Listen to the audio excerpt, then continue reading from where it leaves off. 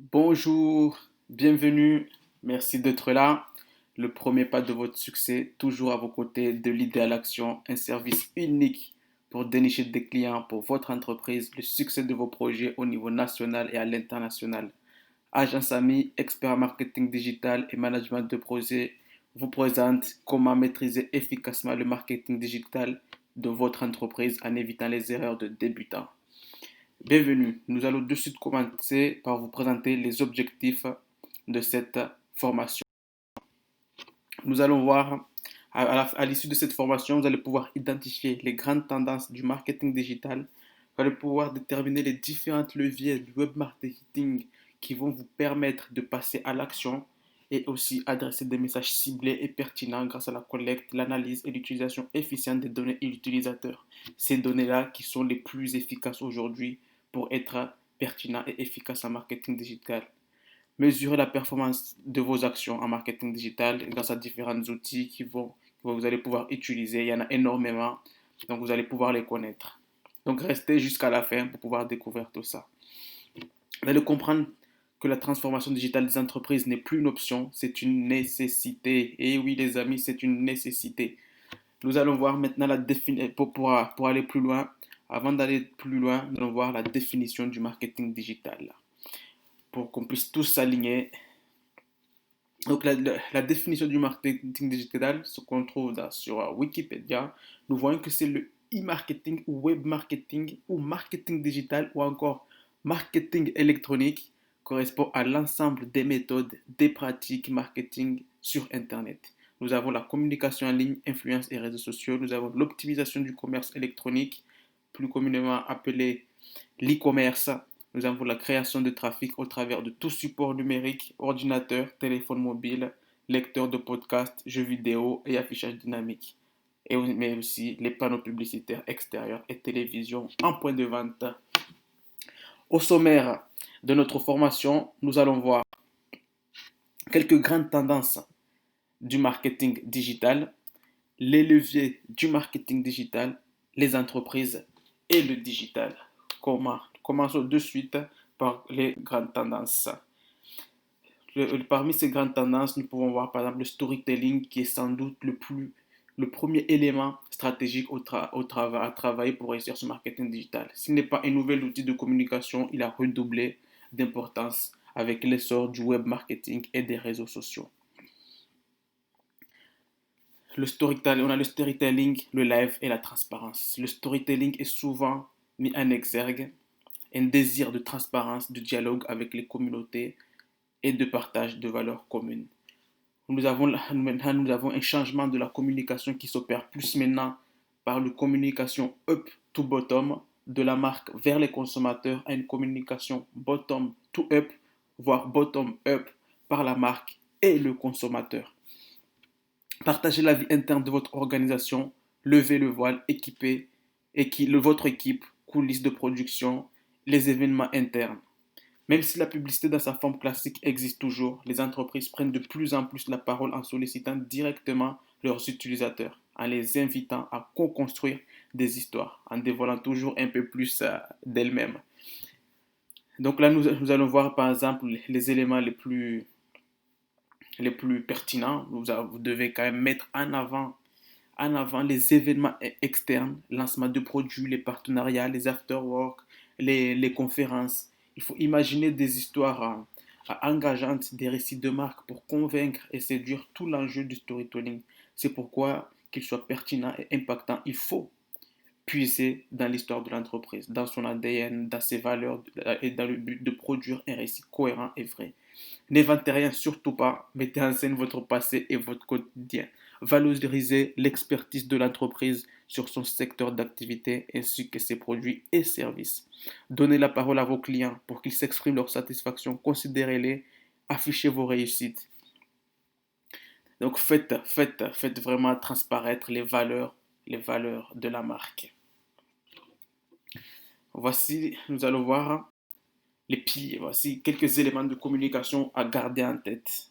Il faut garder en tête pour être plus efficace dans votre storytelling. Racontez votre entreprise avec une histoire engageante, assure une base puissante à votre communication en ligne et hors ligne. Le marketing digital propose ensuite des outils pour développer votre image de marque. En effet, au-delà de votre site web vitrine, les réseaux sociaux constituent un excellent levier de communication proche des utilisateurs. Surtout, c'est les seuls moyens qui permettent d'être aussi proche de ces utilisateurs dans une logique de partage et de proximité.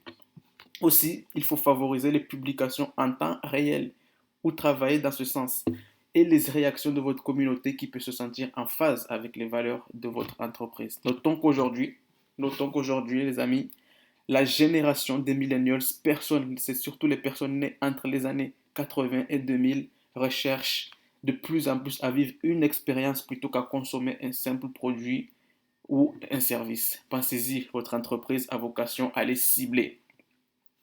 Les éléments de communication de base donc sont l'expertise, produits et services. Vous avez les valeurs de votre entreprise et votre ADN, la vie de l'entreprise et son histoire. En termes de publication et les types de formats que vous pouvez utiliser, préférez les images et notamment les vidéos nettement plus puissantes que de simples textes. Aussi, à l'apparition des stories et des lives au sein des réseaux sociaux favorise la construction des liens de plus en plus étroits entre l'entreprise et les utilisateurs. Un bon moyen d'utiliser les mêmes outils que ces derniers tout en valorisant le direct, la transparence, la réactivité et la modernité. Finalement, le talent sera alors de structurer l'histoire en amont de sa diffusion pour bâtir un storytelling cohérent et ainsi convaincant et séduisant tout en racontant en direct le quotidien. Évitez l'empilement d'éléments qui ne permettraient alors pas de cerner la vision d'entreprise. Votre histoire est un peu de départ important pour bâtir une stratégie marketing digitale et pouvoir bénéficier de la viralité propre au support numérique. Dévoilez-vous, partagez et lancez-vous. Valorisez le direct, la transparence, la réactivité et la modernité. Maintenant, voyons comment on peut provoquer cette viralité par l'esprit du partage. Alors, le premier cercle est constitué du réseau proche. Du réseau proche, les amis, les communautés qui vous suivent sur votre réseaux sociaux. Un contenu dit viral est un contenu marketing partagé par de nombreux internautes, de préférence appartenant à la cible. L'effet viral est souvent concentrique, se propageant selon des cercles de réseau. Comme je vous l'ai dit, le premier cercle est constitué du réseau proche. Donc les gens qui vous suivent directement sur vos réseaux. Le second cercle est constitué des amis, d'amis. Le troisième, des amis, des amis, des amis. Si le contenu partagé par l'entreprise est intéressant, le premier cercle va jouer le rôle d'influenceur et le partager à son propre réseau qui, à son tour, le relayera à son cercle proche et ainsi de suite. L'effet viral est alors en route et devient hors de contrôle, telle la contagion d'un virus. S'il faut alors un certain lâcher-prise pour accepter cet effet, qui peut être tout autant positif que négatif, celui-ci est nécessaire à la diffusion de contenu et à la construction de la notoriété de votre entreprise. Le principe de viralité est largement nourri par l'usage des réseaux sociaux qui permettent de partager des contenus de manière exponentielle. Aussi, les 3 dernières années sont marquées par la place de plus en plus importante prise par les influenceurs. Alors les amis, trouvez vos influenceurs, mais n'oubliez pas que vos premiers influenceurs sont les gens qui vous suivent directement, les utilisateurs, vos gens qui vous suivent directement sur vos réseaux sociaux. Il faut construire une expérience et la personnaliser. C'est cette personnalisation aussi qui permettra de faire la différence dans tout ce que vous faites. Pour construire cette expérience, il y a différents points à tenir en compte. Il faut savoir que le marketing digital a bouleversé les manières de communiquer et de gérer la relation client. Les réseaux sociaux et l'analyse de données ont personnalisé les relations entre les entreprises et les consommateurs. Les points de contact entre ces deux protagonistes sont désormais nombreux sur la toile. Aussi, l'utilisateur peut prendre la parole, partager son expérience vécue avec la marque, être un ambassadeur, un détracteur ou encore un leader d'opinion. Désormais, les utilisateurs s'arrêtent plus au produit et à la satisfaction qu'ils peuvent en retirer. Aller direct avec le storytelling et l'effet viral, l'expérience proposée par une entreprise est aujourd'hui primordiale. Pour immerger l'utilisateur dans une découverte presque initiatique de votre entreprise, le digital est un vecteur puissant de construction de l'expérience utilisateur car il apporte des outils accessibles en termes techniques et financiers pour travailler l'identité de votre marque. Les réseaux sociaux jouent un rôle vraiment essentiel dans la construction du rapport émotionnel. On aime, on suit, on s'émeut, on râle, on partage, on finit par complètement incarner les valeurs de la marque. Finalement, les utilisateurs ont le désir de se sentir unique, libre et différent tout en évoluant dans une expérience globale que vous-même vous devez créer. La notion de lien privilégié apparaît à travers la personnalisation. Celle-ci est rendue possible grâce à la collecte de nombreuses données qui favorisent un ciblage fin. Un ciblage fin, mais vraiment très fin. Prenons l'exemple de Spotify. Ce service propose une expérience musicale par le biais d'une plateforme commune à tous. Cependant, chaque utilisateur peut créer ses propres playlists. La marque propose également chaque lundi une compilation découverte de la semaine basée sur un algorithme prenant en compte les habitudes de consommation musicale, genre les tempos, etc. de chacun ainsi que l'agrégation de données de profils similaires. Ainsi, chaque personne a une playlist personnalisée pour débuter la semaine, composée de découvertes de titres en phase avec ses goûts. Spotify a donc réussi à créer une expérience universelle tout en personnalisant son service grâce aux données d'écoute. Une expérience utilisateur donc réussie. Le dialogue de contenu, la relation avec votre client fera la différence. Et prenez aussi l'exemple de Netflix que vous connaissez sans doute tous et toutes. Alors, ne négligez pas cette notion d'expérience utilisateur et la personnalisation de votre communication envers vos clients. Voyons ensemble les dialogues continus et la relation client. Comment être plus efficace. Alors, le marketing digital est fortement empreint par la volonté de création de liens privilégiés entre les entreprises et les communautés. Si en 2016 a vu proliférer les chatbots, le click-to-chat et autres assistants virtuels qui existent depuis de très nombreuses années, 2017 a accru leur développement et leur taux d'adoption. De nombreuses entreprises ont choisi d'installer des modules click-to-chat. C'est des messageries instantanées positionnées sur un site web qui permettent de communiquer direct, avoir l'impression de communiquer en temps réel avec, avec un personnel de l'entreprise et dans le but de répondre en direct aux questions des utilisateurs, de les accompagner dans leur navigation et bien sûr de favoriser la conversion. C'est l'aide à la vente. C'est l'objectif de toute entreprise en ligne, c'est de pouvoir convertir tout son trafic, le maximum de son trafic. Quelle que soit la taille de votre entreprise, il est possible d'envisager de s'équiper d'un chat en ligne. Exemple, e-advise, on a Zopim ou encore des chatbots sur Messenger, mais qui est accessible à tout le monde, cette messagerie interne de Facebook. Exemple, le chat Fuel. Vous avez un exemple, par exemple, prenons un exemple avec Esprit de France et le click to chat. Un chat en ligne, ils ont mis en place une chat en ligne qui permet de répondre aux questions des utilisateurs qui cherchent une chambre d'hôtel. Et pour les guider vers la réservation, ils ont les réponses ne sont pas automatisées mais prises en charge par un membre de l'équipe d'Esprit de France directement. Mais maintenant, avec ces nouveaux outils, ça peut être automatisé. Donc, vous pouvez prévoir à l'avance les différentes questions qui sont posées et programmer les réponses. Et si la communication sera plus rapide et plus efficace. Et tout ça, c'est grâce aux algorithmes et à l'évolution de la technologie. Vous voyez maintenant même ces grandes tendances, les algorithmes et le marketing prédictif. Pour cela, maintenant, les entreprises ont aujourd'hui une mine d'or entre leurs mains, qui sont les données, ou communément appelées data.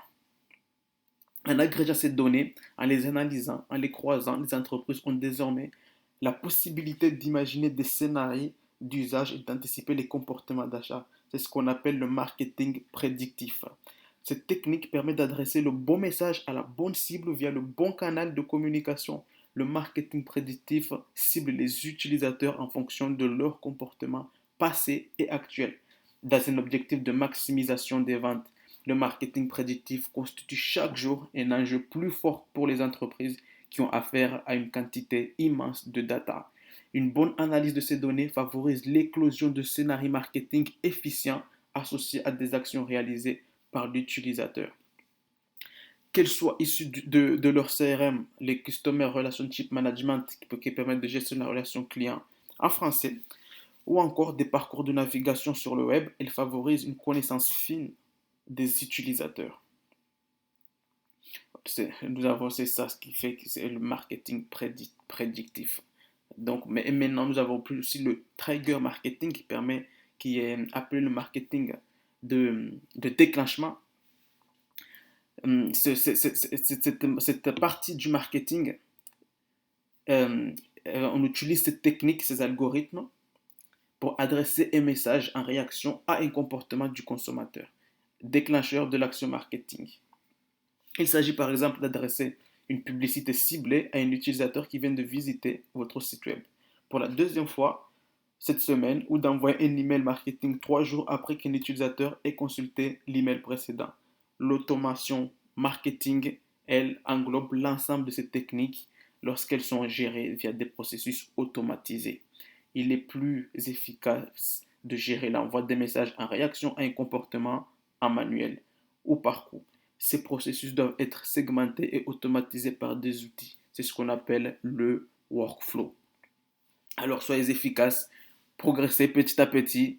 Tous ces outils-là peuvent être mis en place par un bon plan d'action, mais en sachant qu'elles existent pour pouvoir les adapter à l'environnement de son entreprise. L'agence AMI pourra vous accompagner pour la mise en place et la planification de tous ces projets de transformation digitale. Maintenant, voyons les différents leviers que vous avez et que vous pouvez mettre en place. Le marketing digital s'exprime par un ensemble de stratégies qui ont pour objectif d'attirer et d'acquérir de nouveaux clients, puis de les fidéliser. Il s'appuie d'une part sur des techniques issues du marketing traditionnel et d'autre part sur de nouvelles stratégies rendues possibles grâce à l'apparition des technologies numériques. Le marketing digital vous permettra de l'enrichir et de le rendre plus puissant grâce à de nouveaux leviers tels que le référencement naturel, le référencement payant et le social media. Ceci amplifie votre notoriété et vous permet de dessiner une stratégie digitale pertinente et efficace. Voyons les différents leviers alors que vous avez à votre disposition. Les leviers du web marketing peuvent se découper en 3 groupes. On a les paid, les owned, les earned media. Si vous voulez un bon moyen mnémotechnique pour les retenir, pensez à l'acronyme POEM. P-O-E-M. P pour paid, O pour owned et E-M pour earned media. Les owned media désignent l'ensemble des leviers que l'entreprise contrôle. Elle les met en œuvre à l'aide de ressources qui lui sont propres, les diffuse et les fait connaître par ses propres moyens. Site web, newsletter, application mobile, contenu de sa page. Nous avons deuxièmement les paid media qui regroupent l'ensemble des leviers payants permettant à l'entreprise de gagner en visibilité. Le paid media peut être exprimé visible par des fenêtres pop-up, des bannières, des habillages publicitaires d'un site ou bien plus discrets comme dans le cadre du native advertising que nous aborderons dans une prochaine formation. Le levier le plus utilisé dans le paid media est le search qui représente 55% des investissements publicitaires dans le digital. Si vous êtes intéressé par une formation dédiée à ces différentes techniques, n'hésitez pas à me le dire en commentaire. Nous parlerons plus spécifiquement du système AdWords, la régie publicitaire de Google qui permet de générer de l'affichage publicitaire sous forme de liens sponsorisés sur le moteur de recherche Google. Le search est également de plus en plus soumis à la concurrence de la publicité rendue possible sur les réseaux sociaux type Facebook Ads, Twitter Ads ou encore LinkedIn Ads. Donc, ça sera à vous de trouver la bonne formule pour votre succès. La plus puissante des régies est celle de Facebook, qui propose plusieurs formats engageants que nous verrons en détail dans une autre formation spécifique. Encore une fois, n'hésitez pas à me le dire en commentaire ou à nous contacter pour nous dire si ça vous intéresse. Ainsi qu'un ciblage publicitaire très fin, tout ça est permis grâce à ces nouvelles technologies. De quoi en faire un levier très puissant. Les Elle catalyse à elle seule 68% des revenus publicitaires générés par les réseaux. Le earned media, lui, fait référence à la notoriété gagnée par l'entreprise grâce à l'exposition dont elle bénéficie de manière gratuite des sites, des blogs, des réseaux sociaux, etc. et qu'elle ne contrôle pas du tout. Le earned media est le fruit de partage de contenu lié à votre marque par des consommateurs, des internautes, des ambassadeurs de la marque, la presse en ligne, des influenceurs ou encore des passionnés. Les réseaux sociaux permettent à l'entreprise de s'exprimer, de toucher sa cible gratuitement. C'est vraiment gratuit, donc il faut savoir les maîtriser. Ne vous en privez pas, il faut se former pour pouvoir maîtriser ces outils. Cette dernière, en s'engageant sur les contenus publiés, crée de la valeur. Les commentaires positifs, les partages ou encore les bouche à oreille sont autant de leviers non contrôlés par l'entreprise, mais essentiels à son développement. Ce dialogue continu et cette création de liens avec des communautés sont de forts atouts pour une stratégie digitale réussie. Le référencement naturel ou Search Engine Optimization, c'est à proprement parler ni du on media ni du earned media. Il correspond à une exposition gagnée grâce à un message que la marque contrôle puisqu'il émane des supports owned media. Un bon SEO est un levier essentiel pour créer du trafic sur vos supports owned media. Nous le détaillerons sur une formation. Dites-le en commentaire si cela vous intéresse. Il améliore la visibilité de votre entreprise et sa crédibilité. Il contribue à faciliter la production et la diffusion de messages par les relais d'information selon une logique earned media. N'hésitez pas à faire une capture d'écran, à retenir, à prendre des notes pour connaître ces trois leviers, car c'est ça ce qui vous permettra d'atteindre le succès de votre entreprise. Il est encore possible de faire d'utiliser d'autres leviers sont encore plus puissants et qui permettent d'accord de cibler grâce à l'utilisation de données massives. Et là, on parle de big data. Voyons ce qu'il y a derrière tout ça. Alors, sachez que cibler vos messages est nécessaire pour ne pas disperser vos efforts et surtout pour atteindre la bonne cible. Si les outils du web marketing permettent un ciblage très fin, ils ne sont pas accessibles à tous puisque souvent onéreux. Ils sont cependant très utiles lorsque vous avez atteint une taille critique d'utilisateurs pouvant être segmentés selon de nombreux critères. Il existe une pluralité d'outils pour vous adresser globalement à votre cible. Dans un premier temps, un travail manuel vous rapprochera plus finement de votre cible. Sur les réseaux sociaux généralistes, votre message est plus diffus. Pour autant, les communautés qui vous suivent sont en général celles intéressées par votre entreprise et donc à votre cœur de cible. Pour cibler au mieux les utilisateurs, différenciez vos messages selon cette segmentation, selon vos objectifs de conversion et de communication. C'est une des clés pour réussir. Prenons le cas de l'emailing.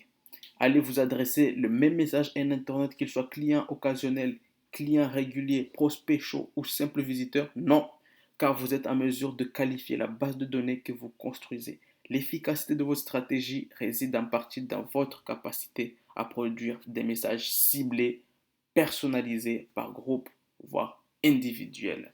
Alors retenez bien toutes vos différentes interfaces que vous aurez. Alors sachez qu'à ces gens-là, il faudra cibler et adapter votre message. Encore le moyen, encore le plus efficace pour y aller encore plus vite, c'est l'automatisation. L'automatisation. L'automatisation, elle concerne les différentes facettes du web marketing. Là, nous allons voir que l'individualisation des messages ne peut se faire manuellement lorsque l'entreprise souhaite professionnaliser sa démarche commerciale, puisque cette activité demanderait beaucoup trop de temps. La personnalisation des messages doit pouvoir se faire facilement. Par ailleurs, si elle a vocation à mieux communiquer envers ses cibles, elle a également pour objectif de les engager et les convertir. Attention tout de même à ne pas tout automatiser. Parfois, il est bon d'envoyer des messages directs. Et donc, cette automatisation peut se faire par l'emailing, les réseaux sociaux, mais aussi les relations clients. L'automatisation, traduite sous le nom de marketing automation, est fortement utilisé dans l'emailing en amont pour segmenter les envois à des cibles prédéfinies, en aval pour adresser des messages différents selon les réactions de vos destinataires. Suite à une ouverture d'un email, on enverra un message spécifique. Suite à un clic sur un lien donné, on enverra un autre type de message. Chaque action est programmée à un intervalle de temps donné en fonction de l'action du destinataire. Oh, c'est ça, comme je vous l'ai dit tout à l'heure, c'est ça ce qu'on appelle le workflow. L'automatisation se traduit aussi par des méthodes vous permettant de publier sur plusieurs médias en même temps, même si nous vous conseillons de publier des messages spécifiques à chaque réseau social. Ça, c'est une partie sur laquelle aussi nous pouvons vous accompagner, donc n'hésitez pas à nous contacter si vous ressentez le besoin d'être accompagné sur la gestion de vos réseaux sociaux.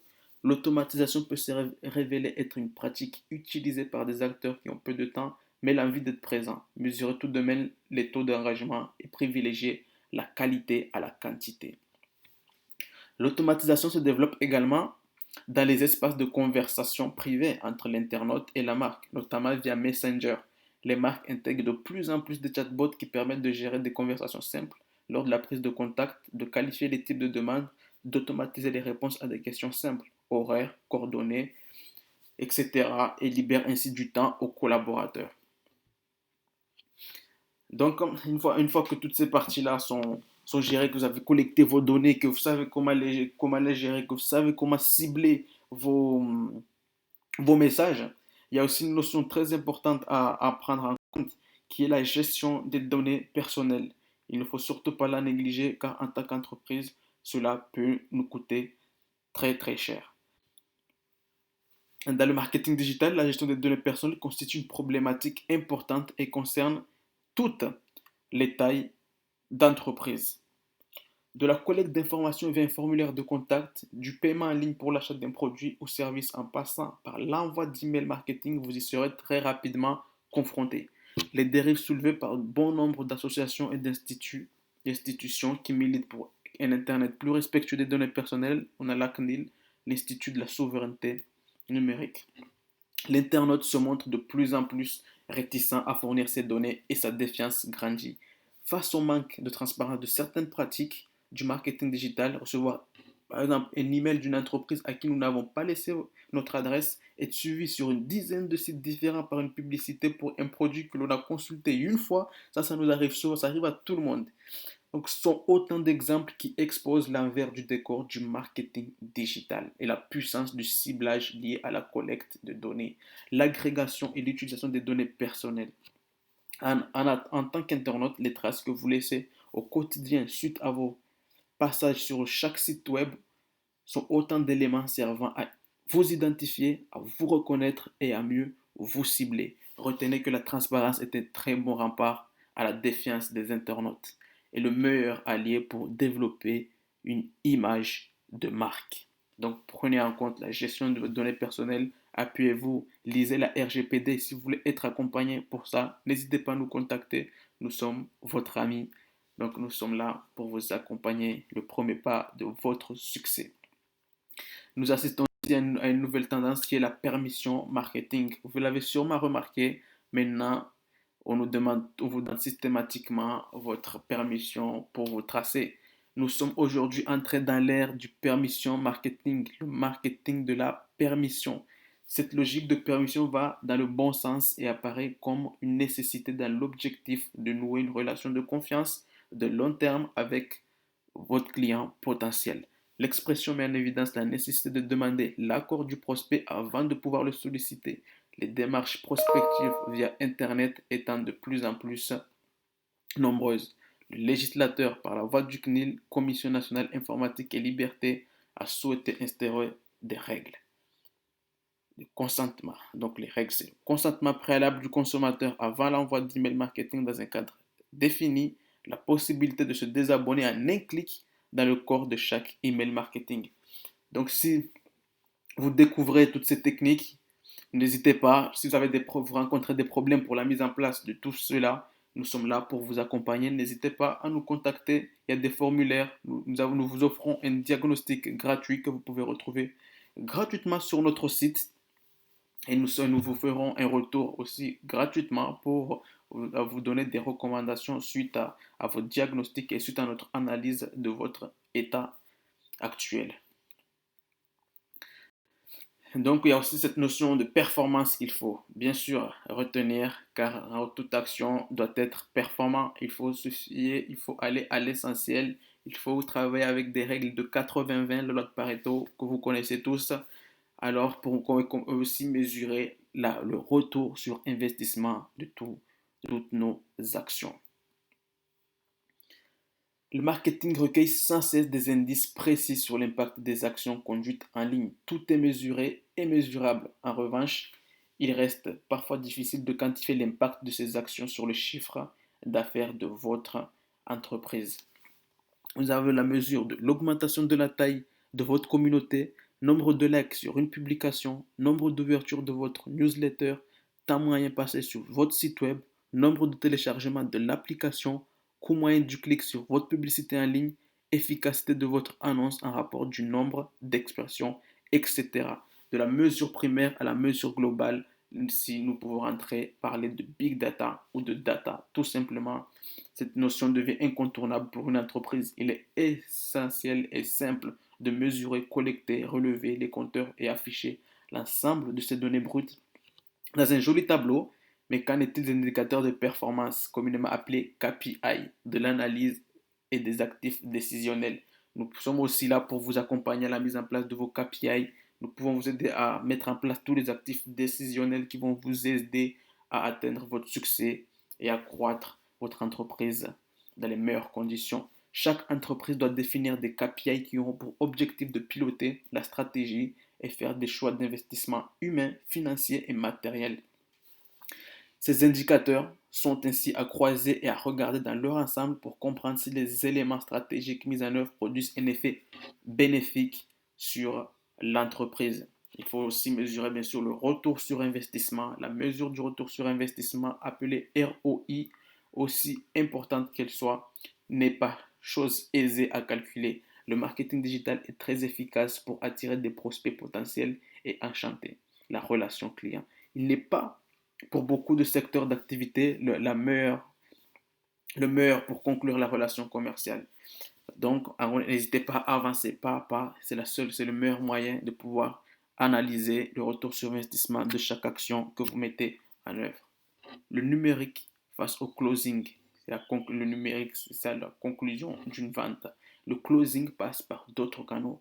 Pour les activités e-commerce de pure player, pour les acteurs ayant 100% de leur activité générée sur Internet, la mesure peut se faire beaucoup plus facilement, même si face à des parcours d'achat de plus en plus complexes ou une visite en moyenne avant achat, il reste difficile de savoir exactement quel canal a permis de déclencher l'achat. Pour les autres, la relation commerciale va se nouer par téléphone, rencontre physique ou encore échange d'emails. Dès lors, sachez mettre en place des indicateurs nécessaires pour obtenir l'origine du contact. Identifiez facilement, rapidement et très rapidement, petit à petit, les différentes actions qui vous permettent d'avoir une conversion. Cela vous permettra de vous focaliser sur ces éléments principaux en premier avant de vous élargir sur d'autres actions qui vont croître et développer votre business. Nous assistons maintenant aussi, parlons maintenant des entreprises et le digital. Nous assistons maintenant à une fracture numérique. Quel rapport l'entreprise entretient-elle avec le digital? Alors qu'il peut être omniprésent dans certaines, il brille par son absence dans d'autres. Voici quelques freins que peuvent rencontrer les organisations et les axes de développement possibles. La fracture numérique, notion construite en référence à la fracture sociale, désigne les inégalités d'accès aux technologies de l'information et de la communication TIC. Il existe deux types de fractures numériques. La fracture numérique de premier degré concerne la possession de matériel, ordinateur, smartphone, Internet. Nous avons la fracture de second degré concerne la capacité à utiliser le matériel, mais aussi l'aisance avec laquelle les individus s'approprient des logiciels, des contenus, des nouveaux services et finalement leur capacité à en tirer profit dans une logique stratégique et proactive. Le manque de connaissances, au lieu de pousser à la prudence, fait émerger des pratiques paradoxales. Par exemple, lors de la campagne électorale 2017 en France, Facebook demandait à ses utilisateurs s'ils avaient voté. Un certain nombre de personnes se sont prêtées au jeu et ont répondu à cette question. Facebook est-il l'acteur à qui il est plus logique de confier ce type de données? Je vous pose la question. Il en va de même pour la publication de nombreuses photos d'enfants qui, dès le plus jeune âge, sont exposés sans leur consentement sur les réseaux sociaux en mode public. Outre le risque de certaines personnes malveillantes s'en emparant, ces enfants pourront se retourner contre leurs parents en vertu du droit à l'image. Donc faites attention les amis, il y a beaucoup de choses à connaître pour une transformation digitale réussie. Donc faites-vous accompagner si vous êtes un débutant dans ce domaine. Donc cette formation déjà vous permet d'avoir des notions qui vont vous aider. Donc n'hésitez pas à la regarder plusieurs fois pour, pour mieux assimiler toutes ces notions. Pour les plus jeunes, la viralité des photos partagées par leurs très nombreux amis sur les réseaux sociaux peut être gênante à un âge où ils se construisent. En tant qu'individu, soyez vigilant sur ces réseaux édités par des entreprises de droit privé. Les portées des messages sont parfois bien plus importantes qu'on ne le croit et les règles de confidentialité peuvent évoluer très très rapidement. Ne partagez pas à tout va, protégez-vous et protégez vos enfants. Certaines informations méritent d'être partagées sur les réseaux sociaux, d'autres peuvent se cantonner à des cercles plus restreints. Éduquez, éduquez les plus jeunes pour tempérer leur activité sur les réseaux sociaux et apprenez-leur à se protéger de cette viralité des messages. Pour publier en toute sérénité à titre personnel, pensez que tout le monde peut voir vos publications. Réglez vos paramètres de partage. Si vous avez besoin d'un soutien, d'un support pour les réglages de vos paramètres, n'hésitez pas à nous contacter, nous vous accompagnerons. Donc, il y avait plusieurs sujets à éviter lorsqu'on apprend la parole à titre personnel sur les réseaux sociaux, notamment les photos des enfants, la prise de parole au nom de l'entreprise, les photos compromettantes gênantes, les sujets de polémique, les propos diffamatoires, les dates de voyage et de destination. Donc, faites attention, retenez bien cette liste. N'hésitez pas à revenir la revoir et aussi à former vos collaborateurs pour une transformation digitale réussie. Maintenant, nous voyons un peu l'utilisation de l'ordinateur, chose qui est longtemps négligée de nos jours, mais qui est d'autant plus importante pour votre succès. Quelle est votre maîtrise réelle de l'outil informatique? Il est indispensable qu'en tant que professionnel du marketing, vous soyez à l'aise et efficace avec celui-ci pour conduire vos actions marketing avec sérénité.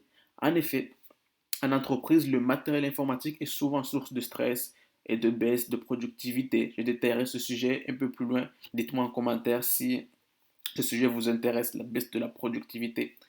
Selon les générations, l'appétence pour l'information, la curiosité et le niveau de maîtrise diffèrent énormément. Bon nombre de collaborateurs ont des lacunes de base qui pèsent ensuite sur le quotidien. Voyons par exemple sur la gestion des mots de passe. Combien de personnes perdent leur mot de passe? Combien de personnes ne changent quasiment jamais leur mot de passe? Combien de personnes utilisent le même mot de passe sur toutes les plateformes? Combien de personnes utilisent des mots de passe simples? Vous reconnaissez sûrement parmi ces quatre pratiques. Ces quatre pratiques sont toutes décriées à l'origine de nombreux problèmes de piratage de comptes et de perte de temps. Donc, la formation sur l'utilisation d'un ordinateur n'est pas chose à négliger non plus. Donc, faites-vous accompagner sur les bonnes pratiques et les différents moyens de sécuriser l'ensemble de vos données, surtout les données de votre entreprise. L'utilisation des outils en ligne, chose qui est très importante maintenant. De nos jours, nous avons accès à des tas d'outils en ligne qui sont plus ou moins utiles et plus ou moins adaptés en fonction de notre environnement. Nous avons pas mal d'outils que nous utilisons en ligne que nous pouvons vous recommander. N'hésitez pas si vous voulez, vous avez des questions, des problématiques sur certains outils que nous pouvons vous faire des recommandations.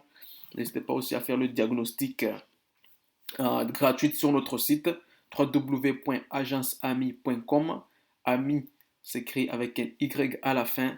Donc n'hésitez pas à aller faire ce diagnostic, nous vous ferons un retour et nous vous accompagnerons. Nous sommes là pour vous aider. La non-maîtrise et le foisonnement d'outils peut entraver la mise en œuvre d'actions pourtant pertinentes. comme la publication sur les réseaux sociaux malgré une inscription aux plateformes, les modifications du site web malgré une interface d'administration simplifiée, les réglages des paramètres de sécurité par méconnaissance de la portée des actions, confidentialité des publications sur les réseaux sociaux, effacement des données de navigation, etc.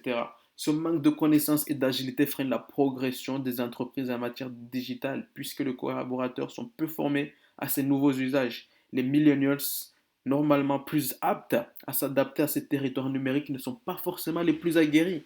S'ils savent publier sur les réseaux sociaux, ils ne sont pas pour la plupart ni formés aux outils pour une utilisation professionnelle, ni aussi agiles qu'on le prétend parfois.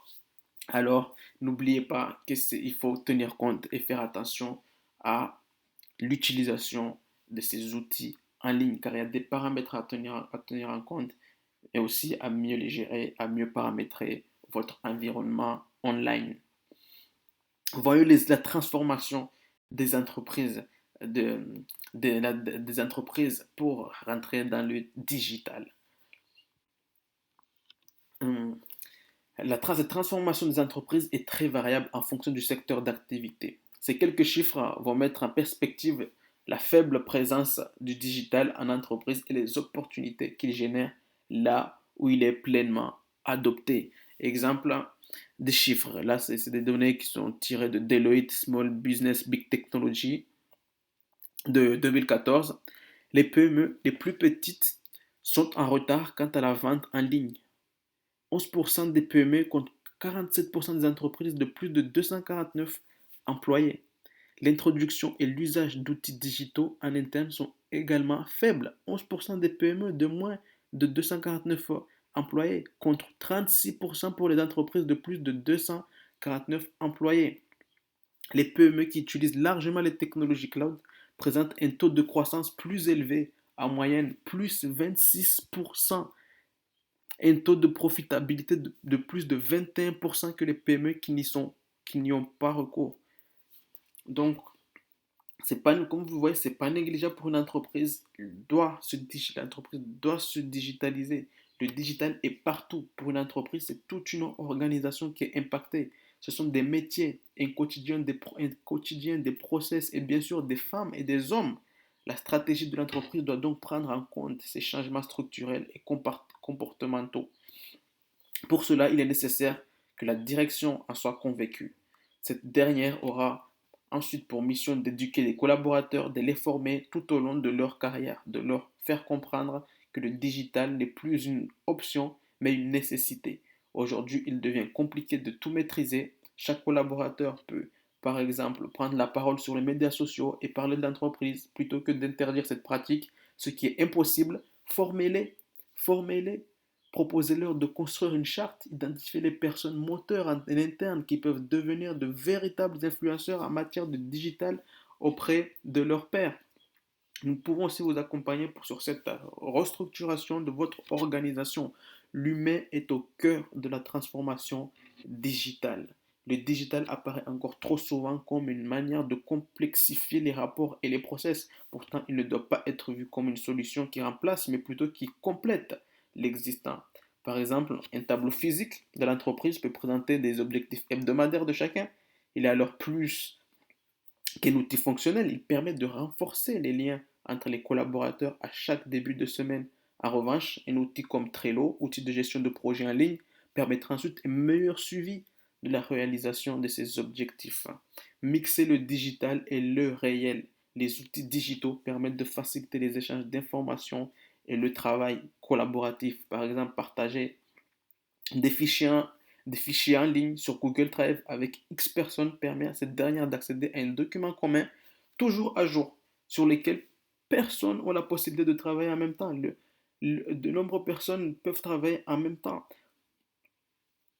La messagerie en ligne, quant à elle, facilite les conversations Slack, Gtalk, Workplace et favorise, mais il y a même WhatsApp, j'ai oublié de mettre, et favorise l'échange d'informations entre collaborateurs, évitant de saturer les boîtes mail. Ces outils collaboratifs sont encore trop peu utilisés, souvent par résistance au changement et ou au non-intérêt. Donc, il y aura forcément une résistance au changement quand vous débuterez votre transformation digitale.